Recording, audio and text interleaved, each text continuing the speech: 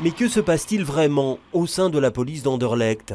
L'opposition libérale dénonce un malaise persistant, des départs en série, une perte de leadership dont profiteraient les deux autres communes de la zone, Saint-Gilles-et-Forêt. On voit effectivement beaucoup de policiers de qualité s'interroger sur l'avenir de cette zone de police.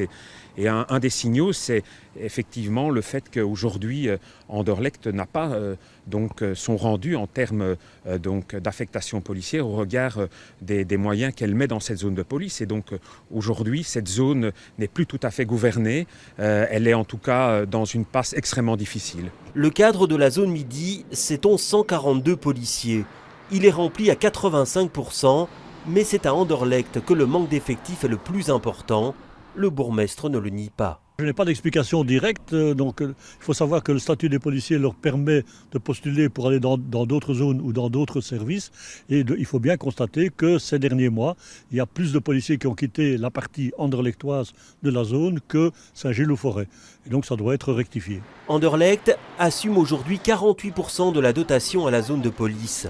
C'est le contributeur le plus important et elle réclame à l'avenir un juste retour des choses au vu de cet investissement. C'est de revoir la clé de répartition et de faire en sorte que la commune d'Anderlecht bénéficie du nombre de policiers au prorata de la dotation qu'elle paye. Et ce n'est pas le cas aujourd'hui, selon vous? Ce n'est pas le cas aujourd'hui. Quel est le déficit, selon vous? À mon sens, il doit être d'une cinquantaine de policiers et d'une centaine de policiers sur l'ensemble de la zone. Une situation qui nuit actuellement à l'efficacité policière et à la présence sur le terrain. Sur ce point, majorité et opposition se rejoignent.